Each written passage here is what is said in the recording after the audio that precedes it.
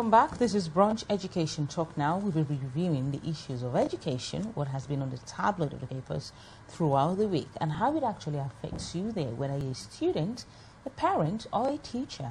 And to review these issues with me today is Dr. Chris Imafidon. Dr. Chris, you're very welcome to our studios again. Thank you very much. It's a pleasure to be back. It's wonderful to have you here. And last week, one of the things that actually dominated the tabloid was actually academies and most independent schools and other schools being given the academic status if they want to. Now, let's see what is happening here. One of the rules, or one of the things that is being proposed, is for GCSEs to be taught alongside IGCSEs in schools. Now, what are the implications of this? A lot of people have likened IGCSEs and GCSEs to Pepsi and Coke. It's much more than that. They're not brands. They're not just two different brands of the same drink. One requires a lot more rigor. Originally, it was only done by schools that were in the top 1% of the entire country. That's the top 100 schools in the country. And which one is that? And they were all of them were in the private sector. They were public schools that wanted to show that their rigor in terms of GCSE was not as tough enough for their students, so they wanted to stretch their able students so that they can demonstrate ability that was seen to be superior or deemed to be superior to GCSE. And the universities, as well as the state, officially refused to recognize IGCSE. So the league table for independent schools was then very skewed, because if you had a grade at GCSE, they would include it. If you had a grade at IGCSE, they would not include it. Which one has more rigor? The IGCSE, the so-called international more rigorous. GCSE, because it's set along international standards. That's one. Two, there are no coursework component to it. So you have to do everything as strict as anybody can imagine, and it's all done under strict exam condition. Unlike the GCSE, where some of the papers are 40% coursework and 60% examination. So it gave a lot of leeway to students that were very good at doing coursework, meeting deadlines, rather than go at exams, or what some people call sudden death. But now, the new government wants any school that would like to put in students for IGCSE to do so without any inhibitions, provided you are happy that the students you're putting, the cohort you are putting in, have the required ability or have the required preparation to be able to write the exam. So it therefore frees up those that are doing physics, chemistry, biology, that had a huge practical component. You just leave it aside and just concentrate on the exam. It therefore means that children in younger years can write the exams without the fear of health and safety associated with the chemistry, going to a chemistry lab or pouring reagents on yourself. You don't need those raw reagents anymore. You can do it, and you can do the alternative to practical paper and still be able to compare very well with other students in Singapore that are writing it, students in Kenya that are writing it. So the IGCSE is written by any school, anywhere in the world, provided you register with the Cambridge board that offers it. Let's come back to our UK universities, and how are they actually viewing this, the admission boards? Because, I mean, if the IGSEs are actually more rigorous than the GCSEs, do they actually require that, or do they take the students who have IGSEs first before the students that have GCSEs? For more than 60% of the universities, they don't really care which you write. But if you are applying to a competitive course, if you are applying to a course that is always oversubscribed, the IGCSEs will always show the edge that we did ours as an IGCSE paper, we didn't write it as a GCSE paper. And with the university prefer students who has IGCSE over a student that has GCSE? They've always shown preference for students with IGCSE, and have been accused of being elitist or preferring students from the public sector. So they know the content of GCSE. They know that it's at least you can sit down comfortably and write a foundation paper at GCSE and get a C. In the case of IGCSE, that will certainly give you a U. So those are subtle points that applies particularly in core subjects, the core subject of maths, English, and science.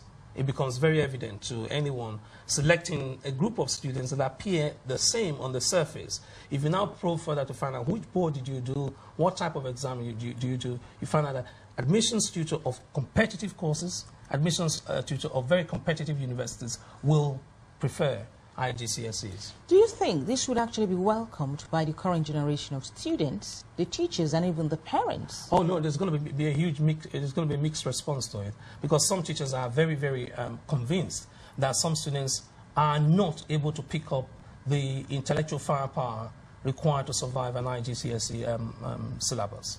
So I know, especially teachers that have always looked at the tier system as a useful tool to differentiate or discriminate between those that are very bright and those that are average and those that are below average. They've always used that, saying if you're very good, then you do the higher paper. If you're not too good, then you can do the foundation paper.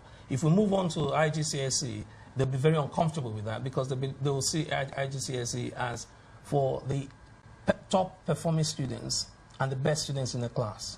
So they might end up eventually still administering both type of qualifications, depending on what sect and what cohort you're dealing with.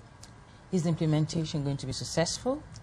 It will be successful if there's commitment. It will be fraught with failure if we treat it as just GCSE. Because you will need to put in the extra work, you need to get a different set of textbooks in most cases. You will need to reassess the students and, quite honestly, select the students that are very, very able to take exams and are good at taking exams rather than falling behind with the coursework. You'll be able to solve a problem. With those that have time management issues, the IGCSE will whack the problem off, because you don't then have to have a stage or milestone set, and if that is missed, you extend your deadline. You don't need any deadline. You don't need to extend any deadline. Once you register, you're registered, and you turn up for the exam and you pass. Let's go back to what has been on the papers last week regarding academics and what the new Education Secretary, Michael Gove, has actually set out for most of the schools. And he has had a response of over 1,000 schools. That's right. Saying that they want to become academies. Now, is this a progressive step for the school? We should be careful about the 1,000 numbers, because they've only indicated interest. So the fact that I have visited your website does not mean that I bought anything from your website, or because the fact that I've gone to your shop does not mean I bought any item.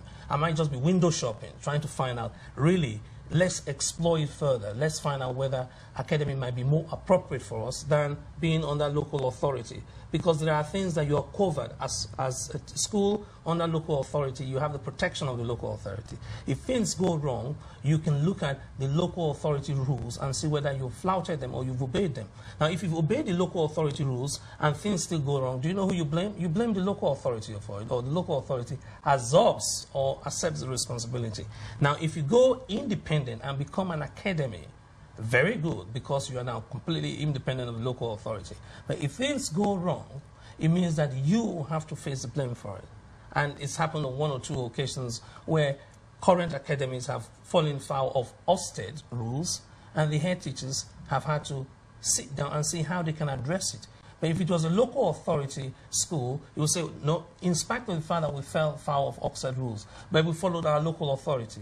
So you cannot really blame the school for it. You have to review the local authority rules and regulations. So if you need the cover or the protection of your LEA, then it's best you stay under the LEA. But if you're radical enough and you're convinced enough and there is a strong leadership, then you can go the academy route. And if you go the academy route, you have more funding. You're given 100% of your funding. You have more control. So you have more power. You have, therefore, more responsibilities. That's essentially what you need to balance it. You're able to do things. You're able to come up with a new, completely different board, although you can still do that now under local authority. But there are a few things you, as a chief executive, will need to decide without reference to any other person. So it's useful.